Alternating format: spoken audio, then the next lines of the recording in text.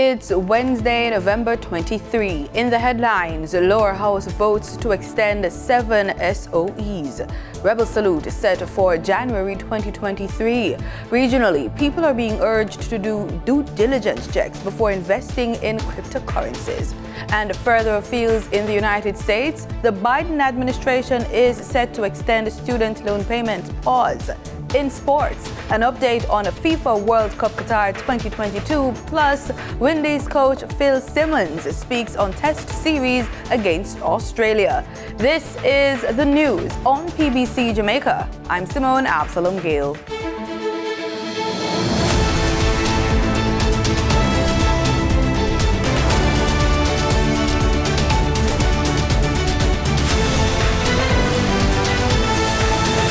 States of emergencies in 7 parishes have been officially extended. This after the measure was approved by the Lower House of Parliament on Tuesday. The Andrew Holness-led administration was able to secure the required support of a 2/3 majority of members of Parliament. Many of our citizens cannot walk safely on our streets free of the fear of gun violence. Many members of our society today cannot conduct ordinary business without the threat of gangs. These youths infected with violence, organized by psychopaths and barbaric men, preying on their labor to take their property, their freedom, and their lives. We, in this house together, can put a stop to it. I cannot support the extension of the SOEs beyond 14 days. The society has grown tired of the SOEs. It is a monodimensional response which brings no lasting benefits in crime reduction. The support came exclusively from members of the governing Jamaica Labour Party, which has 49 of the 63 seats in the lower house. The resolution now goes to the Senate. If confirmed, the SOEs declared on November 15 to last 14 days in the first place will remain in place until January 14, 2023. Otherwise, it will expire in a few days. Councillor for the White Horses Division, Hubert Williams, is now the mayor of St. Thomas. Chairman of the St. Thomas Municipal Corporation and Mayor of Morant Bay, Michael Hugh, officially resigned from the post of mayor on November 21. Mayor Hugh made the announcement during a sitting of the Municipal Corporation a week before. It is only right and the prudent thing to do to have this position filled with immediate effect. His resignation follows the death of Jamaica Labour Party councillor Lenworth Roll, which has shifted the balance of control of the St. Thomas Municipal Corporation. The Jamaica Labour Party and People's National Party each had 5 seats in the corporation.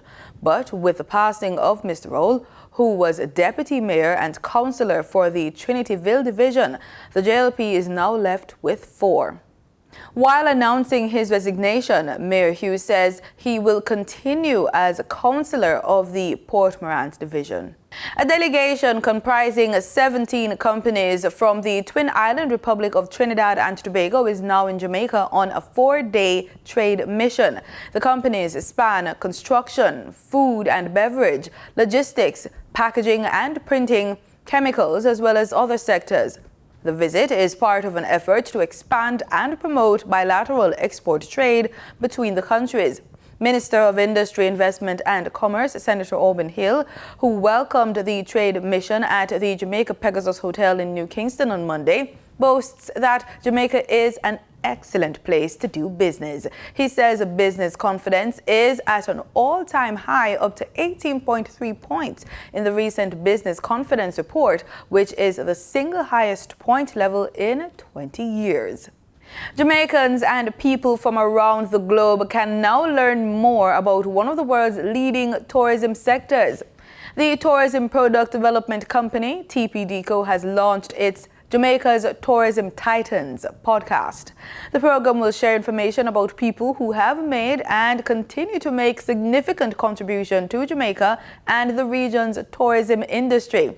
In a release by the TPDCO's Executive Director, Wade Mars, it says it's also expected to inspire listeners to choose a career in tourism and become ambassadors for the industry. He says, quote, "The people of the industry are very much a part of the product. They are the ones who help to create memorable experiences for visitors. In highlighting their achievements and getting to know them a little better, we hope that others will be inspired to continue to give their best, as the best is what this industry demands and indeed deserves." End quote. For additional information or to arrange an interview, persons may contact Corporate Communications and Community Awareness Coordinator at the TPDCO, Marlene Stevenson Daly, via telephone at 876-550-0733 or 876-979-7987 or email at marlene.stevenson@tpdco.org. Information on the podcast is also available on the agency's social media pages. The National Fisheries Authority, NFA, celebrated World Fisheries Day this week. Senior Aquaculture Extension Officer in the Aquaculture Division of the NFA, Leanne Morris Bennett, says the global observance aims to recognize the importance of fisheries and aquaculture. And the purpose of World Fisheries Day really is to recognize the importance of fisheries and aquaculture, and particularly speak to having a healthy marine ecosystem and a sustainable fisheries source or fisheries stocks. Mrs. Morris Bennett, who was speaking at a JIS think tank on Monday, says the authority wishes to acknowledge the island's fishers. And so we have tied both aquaculture and marine fisheries under the banner fisheries to focus on its importance to Jamaica's economy and social and economic development. We also wanted to emphasize that our theme here in Jamaica seeks to sustainability and conservation, past, present, and future. And this is fisheries past, present, and future. We want to look at where fisheries is coming from.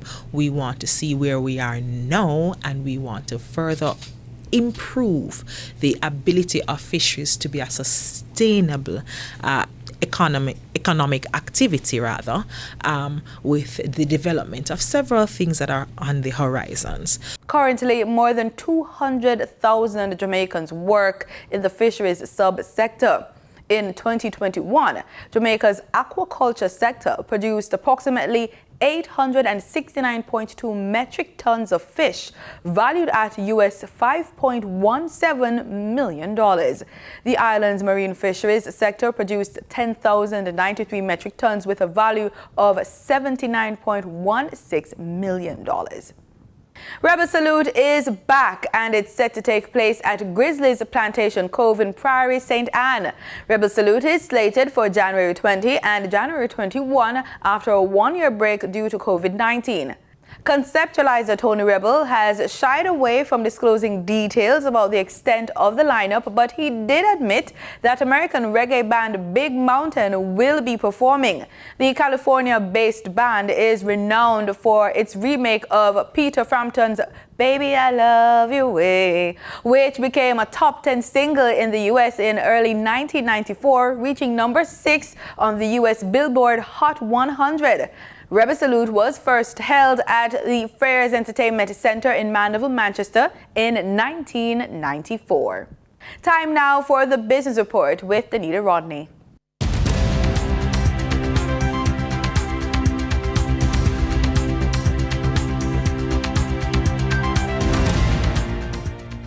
Jamaican investors are now able to acquire shares in entities listed on the Dutch Caribbean Securities Exchange, DCSX.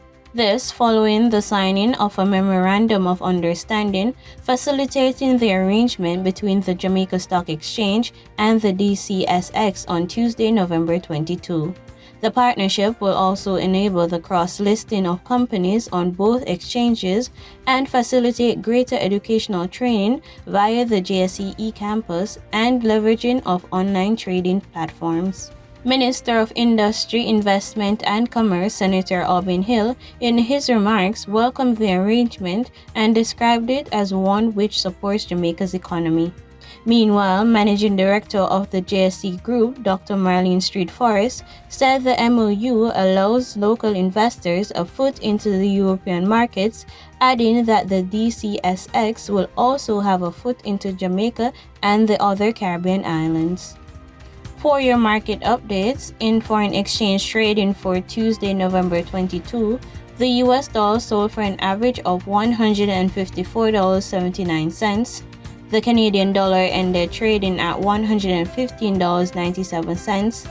The pound sterling traded for $180.97, and the euro sold for $160.10. In JSE trading, the JSE index advanced by 573 points. The junior market index declined by 11 points.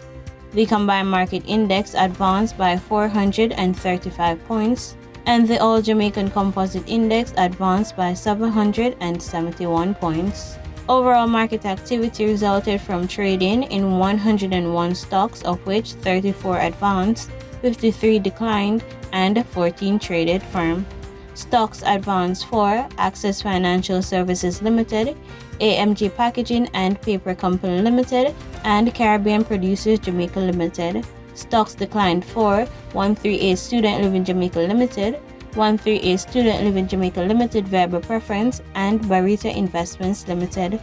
Trading firm were CAC 2000 9.5% Cumulative Redeemable Preference Shares, Caribbean Cement Company Limited, and Epley Limited. The overall volume leaders were Fosterich Company Limited with over 2 million units, Dollar Financial Services Limited, and Wigton Wind Farm Limited ordinary shares with over 1 million units. In JSE trading in Trinidad and Tobago, Glico Investment Fund was the volume leader with over 60,000 shares, followed by Calypso Macro Index Fund with 571 shares being traded. Zero Securities traded on the Barbados Stock Exchange. In regional business, there are fresh efforts to strengthen trade and business relations between Barbados and Scotland. It has come with the start of a strategic trade mission at the Hilton Barbados, being spearheaded by Invest Barbados. Ryan Broom has more. In his remarks at the start of the Scotland Trade and Investment Mission to Barbados, Minister of Foreign Affairs and Foreign Trade, Kerry Simmons, said it would be important to build linkages, to assess the needs of each country and the business interest on the other side. However, he identified one key area where Scotland can lend its assistance soonest, in the area of Barbados' renewable energy national thrust. The reality is that as we map out our way forward, one of the areas that we must now embrace is onshore and offshore wind. And with respect to the offshore wind, all of the available technologies, whether fixed or floating, are available for discussion and pursuit.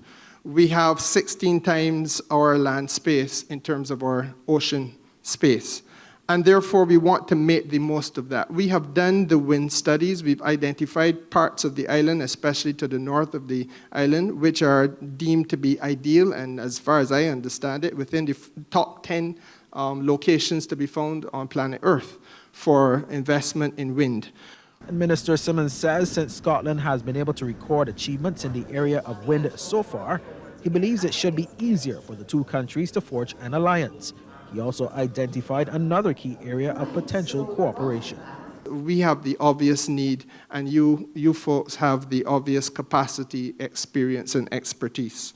The digital services one is one also that is near and dear to my heart. I served as a former tourism minister, and I must tell you again, Scotland was the beneficiary of a little bit of data analytics that we had to import into the island in order to look after the interest of this tourism product, which is so critical to Barbados. So I would be the happiest camper in the world if we were able to build out more expertise and more capacity on the digital services end. In international business, on Tuesday, the bankruptcy hearing for collapsed crypto exchange company FTX began, with attorneys saying the company was run as a personal fiefdom of former CEO, as they detail ongoing challenges being experienced. More in this Reuters report. FTX was run as a personal fiefdom of former boss Sam Bankman-Fried. That was according to attorneys for the collapsed crypto exchange on Tuesday. The comments came as the firm faced its first bankruptcy hearing at a court in Wilmington, Delaware. Speaking there, a lawyer said FTX now planned to sell off healthy business units, but he said it was the subject of cyber attacks and had substantial missing assets. He said $300 million had been spent on real estate such as homes and vacation properties for senior staff. FTX, now under new boss John Ray, has also accused its former chief of seeking to undermine bankruptcy proceedings and trying to move assets overseas. Bankman-Fried didn't immediately reply when approached for comment. In a separate filing this week, consultants said FTX had a cash balance of $1.24 billion as of Sunday. That was substantially higher than previously thought. However, Reuters has reported that Bankman-Fried secretly used $10 billion of customer money to prop up his trading business. At least $1 billion of that appears to have vanished. In market data for oil prices fell by more than $2 a barrel as the group of 7 G7 nations looked at a price cap on Russian oil above where the crude grade is currently trading. Brent crude futures fell $2.71 to $85.65 a barrel, while West Texas Intermediate crude futures were down $2.39 at $78.56 a barrel. And that was the business report on PBCJ. I'm Danita Rodney. In regional news, we begin in St. Kitts and Nevis, where blockchain researcher and scientist Dr. Daniel Josephs is encouraging persons to conduct proper research and due diligence checks before investing in cryptocurrencies. Speaking on this week's edition of ECCB Connects, Dr. Joseph shares information on the risk and benefits associated with investing in cryptocurrencies. He says a key feature of cryptocurrency is the decentralized financial system, which allows an individual to make money move across borders without the restrictions of a broker or financial regulator. Historically, the value of Bitcoin or most cryptocurrencies have been quite volatile. So you could wake up one morning, a Bitcoin could be worth $100. Tomorrow it's worth $2. It could lose its value. Tomorrow it could be worth $200. So if you have a fiat that's stable, like I said, you'd be willing to purchase something at this store because this $2 is worth $2. But would you purchase something at this store if tomorrow that $2 bill is worth $100? You might want to wait.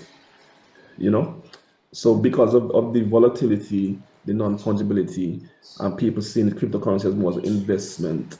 According to Dr. Joseph, some advantages of cryptocurrencies include free and quick movement of funds, as well as easy access to financial services, products, and instruments.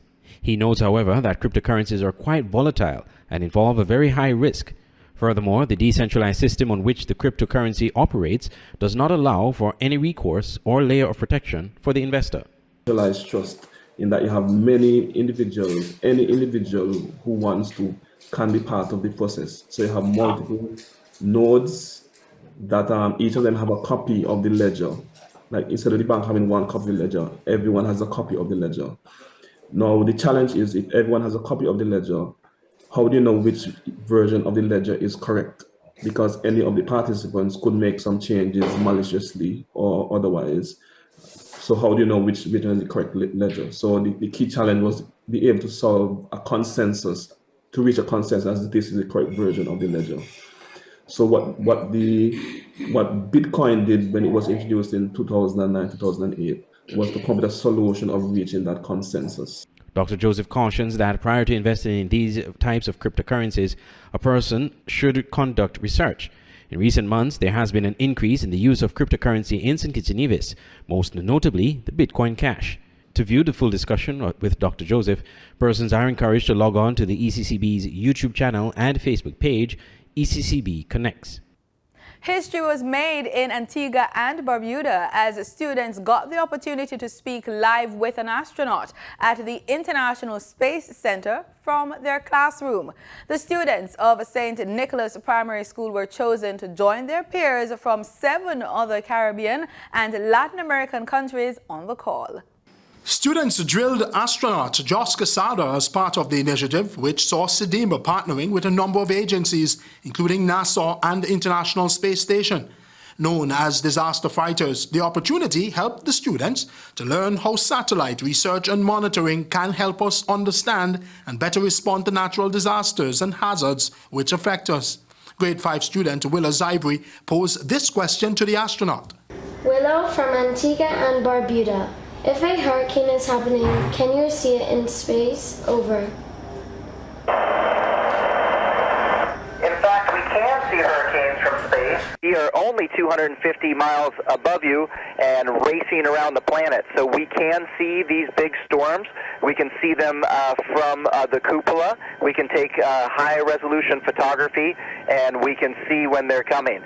Willow could not contain her excitement after talking to Josh from space. It was very, very nerve-wracking, but I felt very excited, and I'm glad I was chosen. I'm very honored to be chosen.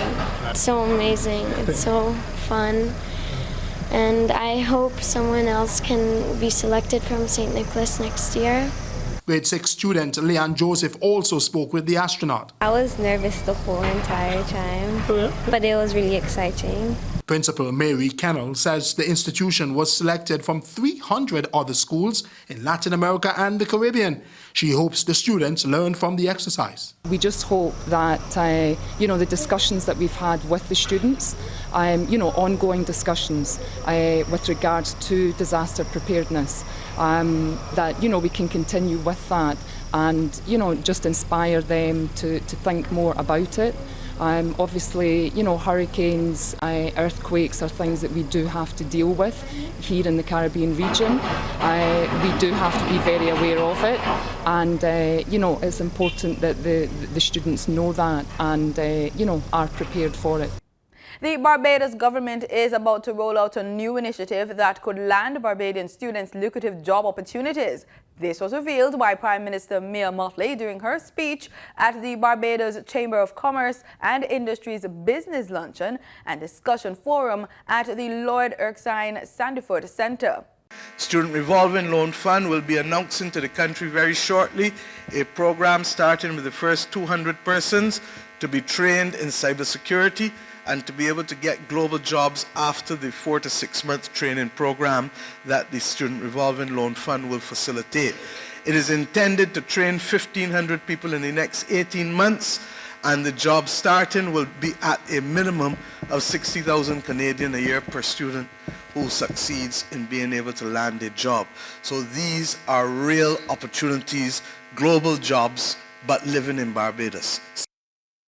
In Guyana, on Tuesday, Minister of Education Priya Mankachand said the much-anticipated updated schools hair policy could be introduced by January, with the Education Ministry seeking to strike a balance between the children's neatness and diverse hair types.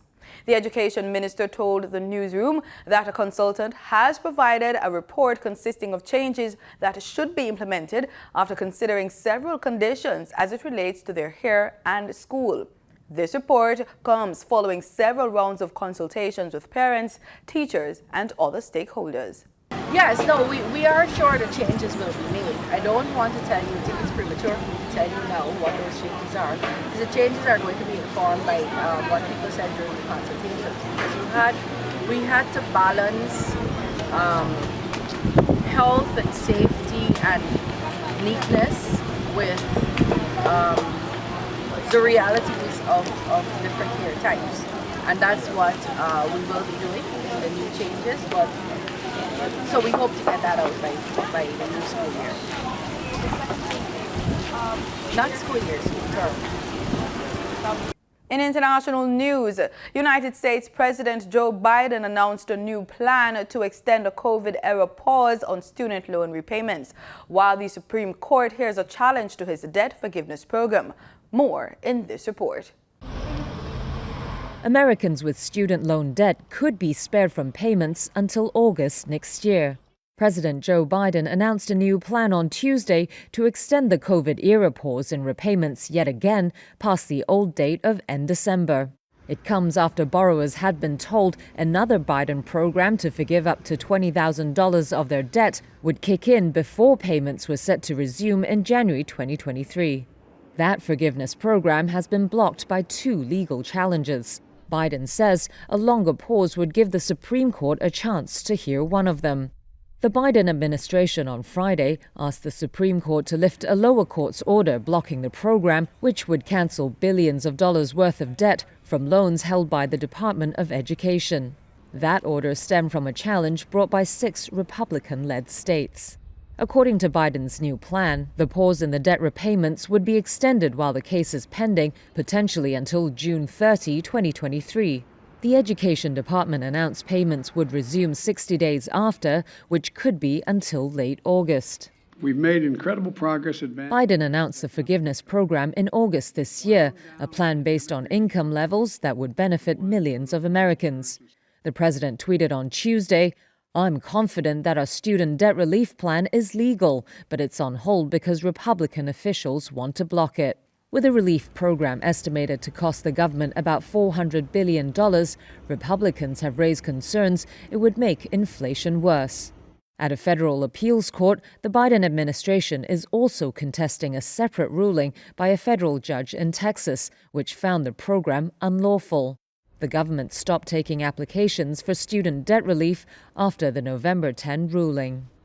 In sports, the West Indies test team continue their lengthy preparations ahead of their 2-match test series against Australia, which begins on November 29 in Perth. Coach Phil Simmons is quite pleased having a day-night ping ball practice encounter against an Australian Prime Minister's 11.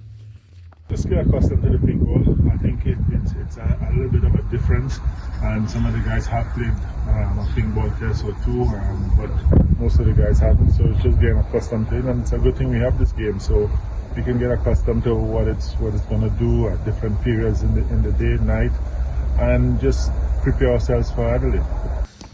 Simmons noted the 4-day practice match will also be used as a fine-tuning tool, as it's the last game situation before the men in maroon takes to the test matches. How we bowl and how we sharpen up as batsmen, it's going to tell how we go into the test match in Perth, so it's hugely important. The first test is on November 29th, with the day-night ping ball encounter beginning on December 8th. Manchester United forward Cristiano Ronaldo will leave with immediate effect, the Premier League team said, marking a bitter end to the Portugal captain's second spell at Old Trafford after he said he felt betrayed by the club.